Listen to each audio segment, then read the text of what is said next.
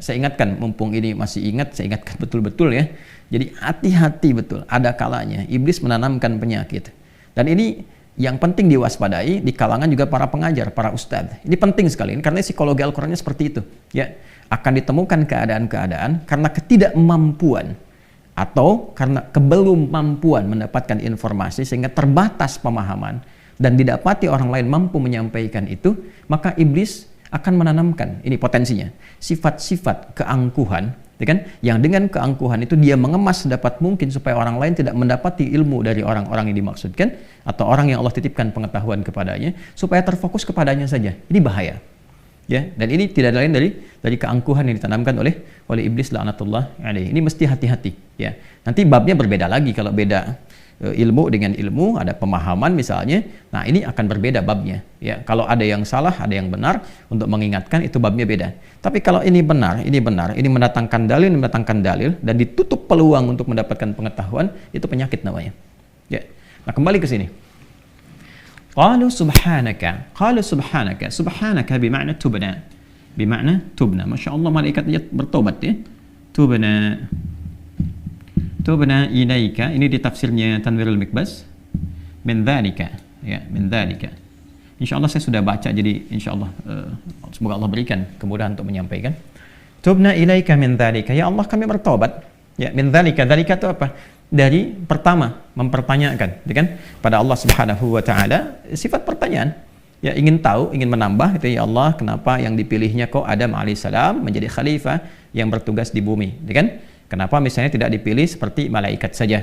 Ya kan? Wa nahnu nusabbihu bihamdika wa nuqaddisu lak. Sedangkan sifat kami ini lebih optimal untuk menaati. Kami yang bertasbih, bertahmid, bertakdis. Tapi justru karena itulah kemudian ya menjadi tidak akan optimal membangun konteks kehidupan di bumi, karena tugas malaikat ya monoton di satu titik saja. Ya bagaimana kalau yang sujud bisa bangun masjidnya bagaimana? Karena sujud terus, nggak berkembang kehidupan. Tapi di konteks ini ketika masuk ke ayat 32, yang paling menarik adalah mereka, para malaikat mengatakan subhanaka. Ini kalimat subhan itu subhan bentuk masdar yang sifatnya mubalaghah, ya, sifatnya superlatif, mengandung makna tasbih. Ya. Ya. Tasbih, teman-teman sekalian, ini kalimat pengagungan, ya, dan penyucian, ya.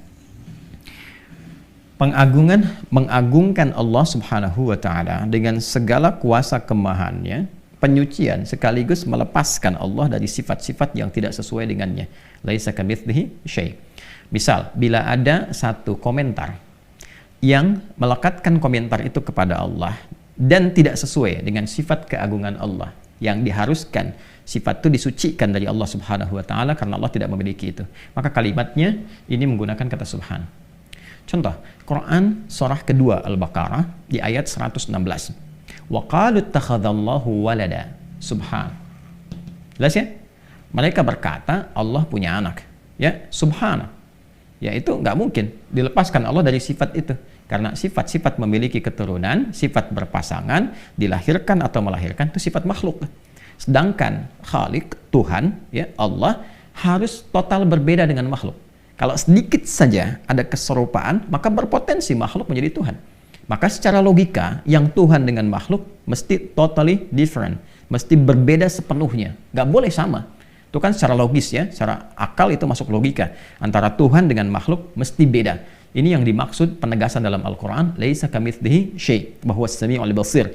Nggak boleh ada yang serupa dengan Tuhan. Sifat Tuhan mutlak harus berbeda dengan makhluk. Jadi kalau makhluknya melahirkan, Tuhan nggak boleh melahirkan. Kalau makhluknya dilahirkan, Tuhan nggak boleh dilahirkan. Kalau makhluknya berpasangan, Tuhan nggak boleh berpasangan. Ya, mesti berbeda. Ini sangat logis sekali. Ya, baik. Maka ketika ada yang mengatakan misalnya sifat yang berbeda dengan sifat ketuhanan, wa qalu ittakhadallahu walada, subhanah, ya kan? Mereka berkata, ya Tuhan Allah punya anak, subhanah. Ya, nggak mungkin. Allah Maha Agung, harus beda dengan makhluk. Maka disucikan dari sifat demikian. Contoh lagi. Orang-orang memberikan komentar saat Nabi Shallallahu Alaihi Wasallam melakukan Isra, ya, dengan izin Allah Subhanahu Wa Taala, diisrakan oleh Allah. Karena itu kalimatnya menggunakan kata asra, ya kan? Diisrakan oleh Allah Subhanahu Wa Taala, menunjukkan ketidakmampuan Nabi melakukan sendirian. Karena itu adalah bagian dari mu'jizat, dan mu'jizat adalah peristiwa yang menjadikan kita meyakini bahwa itu adalah kekuatan yang tersambung kepada Allah, sehingga kita meyakini sesungguhnya itu adalah seorang nabi, rasul, dan Allah yang punya kuasa, dan dengan itu muncul kepatuhan dan keimanan kepada Allah. Baik, sebagian orang berkomentar, ini nggak mungkin Muhammad SAW melakukan perjalanan dari Masjidil Haram, Makkah Al-Mukarramah ke Masjidil Aqsa, naik ke langit lagi, ya, cuma dalam waktu yang sekejap saja, sepertiga malam balik lagi, ya. Maka mereka ada yang menyimpulkan, wah ini nggak mungkin, ini dusta, Tuhannya Muhammad mengada-ngada dan sebagainya. Maka turunlah ayat untuk membantah itu dengan kalimat subhan. Ya, di Quran surah 17 dengan namanya surah Al-Isra, di ayat pertama. Subhanalladzi asra bi'abdihi laila minal masjidil haram ilal masjidil aqsa alladzi barakna haulahu linuriyahu min ayatina innahu huwas samiul basir. Baik, subhanalladzi asra. Kenapa menggunakan kata subhan? Satu sisi menunjukkan keagungan. Ya, hanya Allah yang maha agung, jauh dari yang kau bayangkan. Makanya yang memberangkatkan Nabi yang agung, yang paling tinggi, yang maha dahsyat, yang maha segalanya. Kalau memang karena cara pandang Anda, nggak mungkin bisa terjadi. Anda terbatas, kemampuan terbatas, karena itu hanya yang maha agung yang bisa melakukan itu. Baik, siapa dia? Allah. Allah yang jauh dari apa yang Anda bayangkan, jauh dari apa yang Anda tuduhkan, jauh dari apa yang Anda cemoohkan. Maka menggunakan kata apa? Subhan.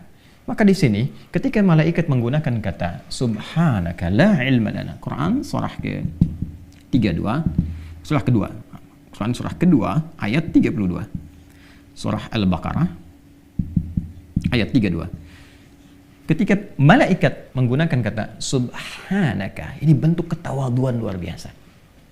Ya, Masya Allah.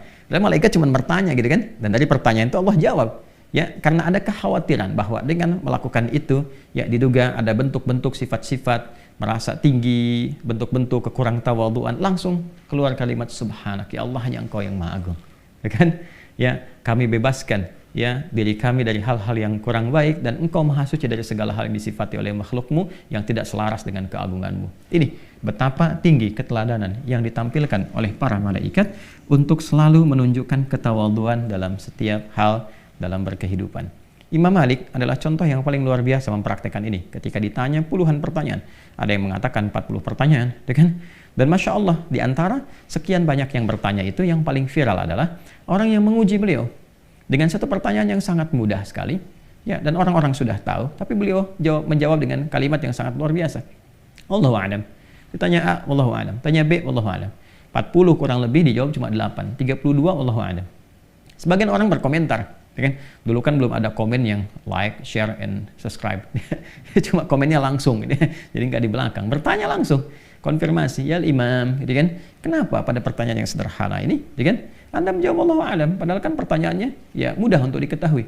Nah, ini sebetulnya konfirmasi yang salah, sudah tahu kok nanya. Itu kan sifat yang kurang baik juga kalau murid bertanya untuk menguji. Nah, ini keterlaluan, dan keberkahannya pasti tidak akan didapatkan. Itu sudah confirm yang demikian, ya. Maka apa jawaban Imam Malik rahimahullahu taala? Beliau menjawab, malaikat saja, ya, makhluk yang diciptakan oleh Allah sempurna dalam ketaatannya, kebaikannya, kemuliaannya, mengatakan subhanaka la ilma lana illa ma 'allamtana innaka antal alimul hakim. Maka siapa malaikatnya? Masya Allah. Jadi Imam Malik itu dengan perkataan wallahu a'lam ingin mengajarkan pengetahuan, bukan ingin menyampaikan, ya, dalam konteks ini tidak tahu tentang jawaban, tapi ingin menegaskan bahwa ada kalanya kita mesti merendah. Ya kan? Dan itu bagian dari ilmu juga, untuk menunjukkan kepada orang jangan merasa menguasai setiap hal. Problemnya apa? Ketika seseorang merasa menguasai setiap hal, bisa jawab ini, jawab itu, ini, itu, nanti akan muncul penyakit yang kedua. Apa penyakit yang kedua? Setan tanamkan dalam dirinya seakan-akan semua mesti dikuasai. Akhirnya memaksakan diri untuk menjawab pada apa yang tidak dikuasainya. Dan ini bencana, musibah ini. Musibah. Ya, permisi sebentar, buka Google dulu. Lihat lagi, sekarang ada artificial intelligence, itu lebih kacau lagi gitu kan, dalam konteks yang hal-hal yang boleh jadi belum diketahui, ya, atau konteks yang berseberangan. Kan ilmu itu tinggal dibagi dua, ada yang bermanfaat, ada yang tidak. Yang manfaat diolah jadi kebaikan, yang tidak ditinggalkan. Ya, nah ini problemnya adalah ditanamkan pada sifat yang kedua. Nah, makanya mesti hati-hati juga, mesti hati-hati tuh kalau nggak ada basic, yang nggak ada dasar tuh jangan dipaksakan. Wallahu a'lam, bagian dari ilmu. Karena itu ada ungkapan yang sangat populer, la adri nisful ilmi. Perkataan saya tidak tahu adalah setengah dari pengetahuan. Nah, ini yang diajarkan pertama kali dari ayat ini adalah adab. Ya, adab. Semakin berisi, semakin menunduk. Ya, itu kan seringkali orang tua kita mengajarkan ilmu padi ya. Al-Quran datang jauh sebelum itu untuk mengajarkan tentang adab, bagaimana seorang berilmu itu semakin tinggi ilmunya, semakin tawadhu sifatnya.